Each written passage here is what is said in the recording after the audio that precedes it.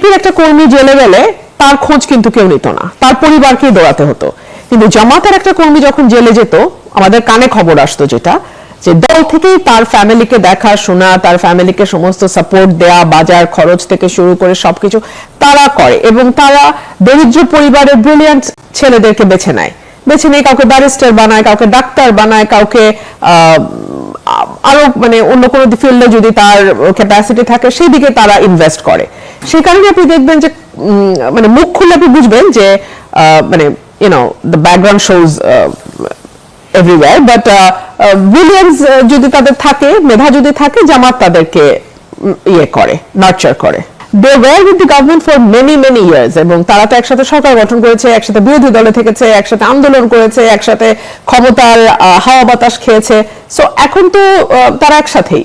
কিন্তু মুশকিল হচ্ছে জামাত 77 আসন, এটা কিন্তু হিস্ট্রিতে কখনো হয় নাই।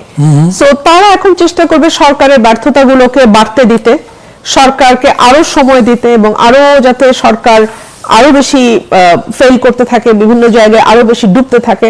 তখন জামাতের জন্য যেটা সুবিধা হবে সেটা হচ্ছে যে তারা হয়তো নেক্সট ইলেকশনকে টার্গেট করে আগাতে পারবে। যদি আওয়ামী লীগকে নির্বাচন সিনারিওর বাইরে রাখা যায়, নির্বাচনী মাঠের বাইরে রাখা যায়, তাহলে জামাত এই স্বপ্নটা দেখতে পারে যে আগামীতে হয়তো তারা মেজরিটি নিয়ে আসতে পারবে। সো এইটা হবে তাদের গেম প্ল্যান। এই যে লং মার্চ, মহাসমাবেশ, এগুলো সব কি বোগাস?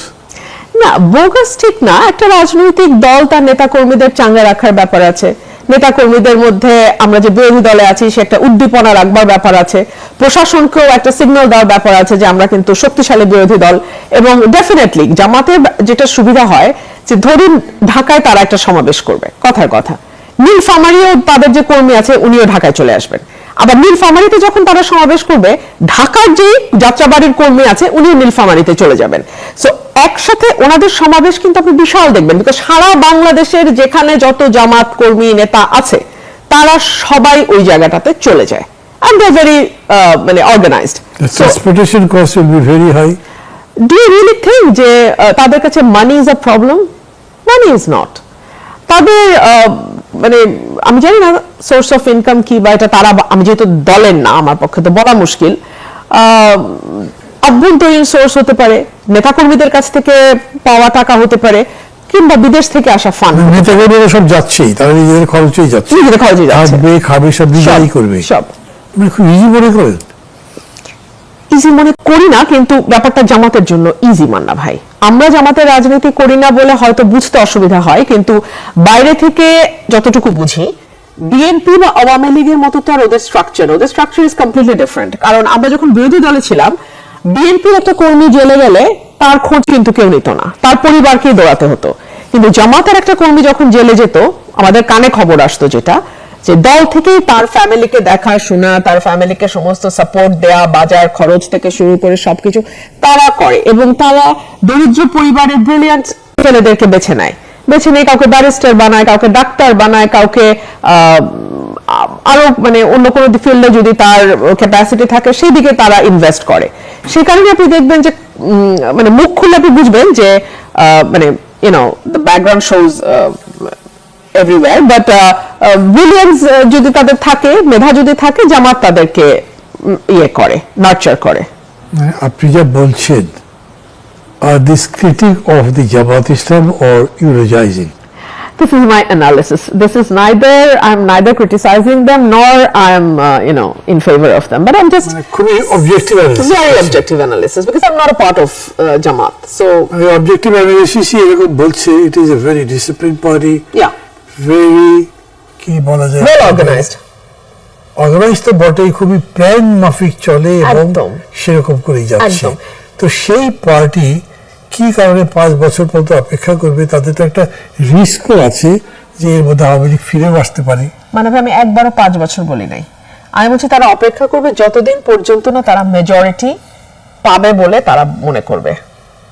যেই মুহূর্তে তারা বুঝবে সরকারের ফেলিয়ার যত বাড়তে থাকবে, আওয়ামী লীগকে যদি আপনি মাঠের বাইরে রাখতে পারেন, তাহলে হয়তো 2 বছর, 3 বছর, 2.5 বছর, যখন তারা বুঝবে যে 77 will be 152, তখনই সিনারিও আলাদা হয়ে যাবে। এটা কি বোঝা সম্ভব মনে করেন?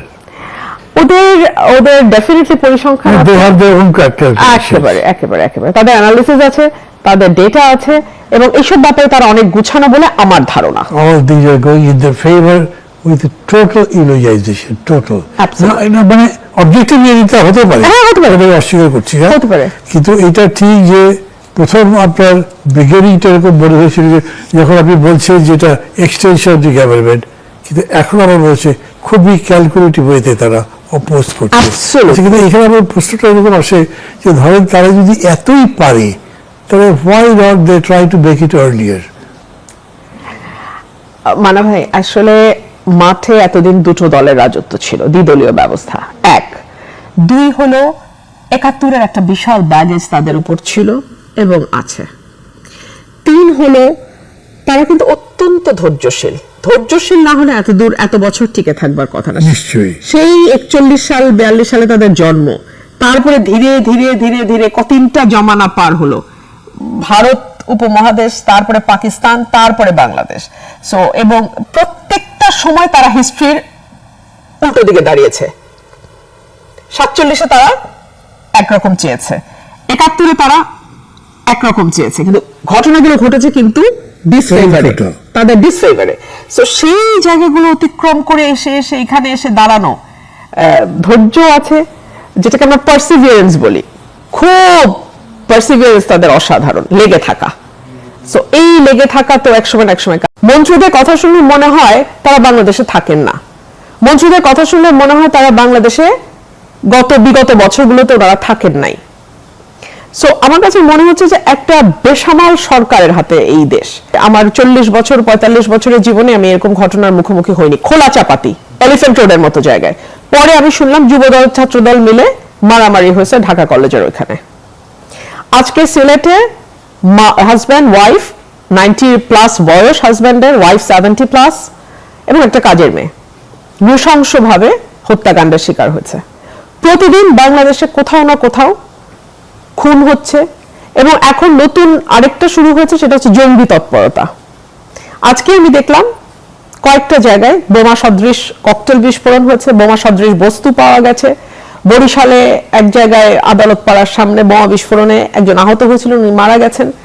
আপনি শুধু খবরগুলোর দিকে চোখ রাখেন, এই প্রতিটা ঘটনা এবং যা হচ্ছে বর্তমানে বাংলাদেশে, সেটা একজন সাধারণ নাগরিকের জীবন অতিষ্ঠ করে ফেলার জন্য যথেষ্ট। ২৭ তারিখে সেশন বসছে পার্লামেন্টের, এবং এই অধিবেশনে জুলাই সনদ নিয়ে আলোচনা হওয়ার কথা আছে। বিরোধী দল ছাড়া সংবিধান সংশোধন কমিটি রয়েছে।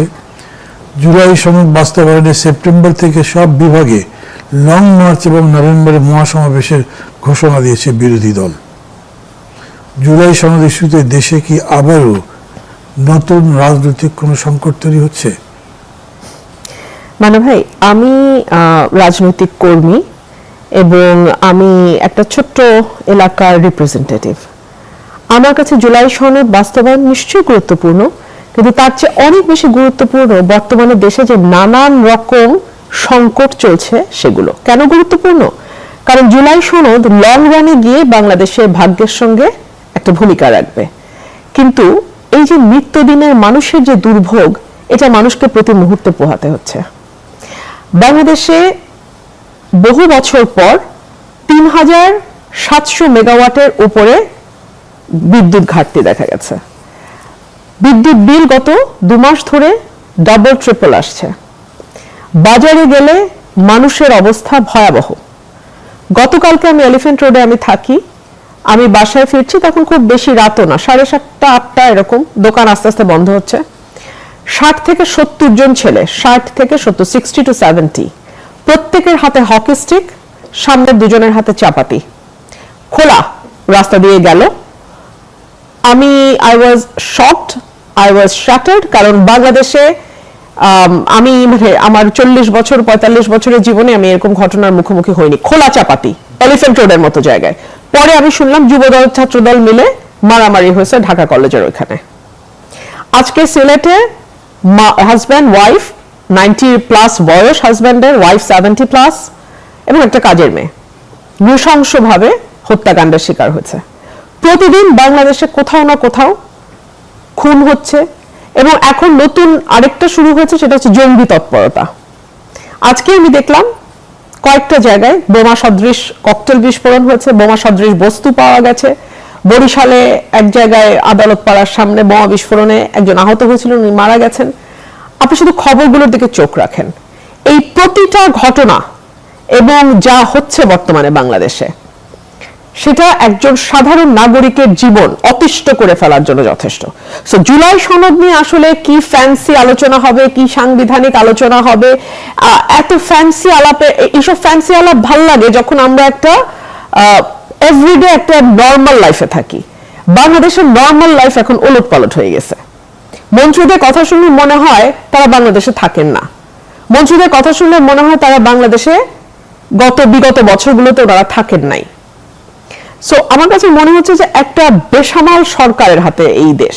সো এখন আসলে জুলাই সনদ নিয়ে বিরোধী দল কোথায় মিছিল করবে, কোথায় কি করবে, সমাবেশ করবে, ইট ডাজন্ট মানে মেক মাচ ডিফারেন্স, বিকজ এই বিরোধী দলও এই সরকারেরই একটা এক্সটেনশন। ঠিক যেভাবে আওয়ামী লীগের এক্সটেনশন ছিল জাতীয় পার্টি, মিষ্টি মিষ্টি কথা বলতো, সংসদে এসে একটু বিরোধী ভাব ধরতো, এরাও তাই, হয়তো একটু বেটার দেন জাতীয় পার্টি, বাট ওরকম কোনো বড় ডিফারেন্স আমি দেখি না।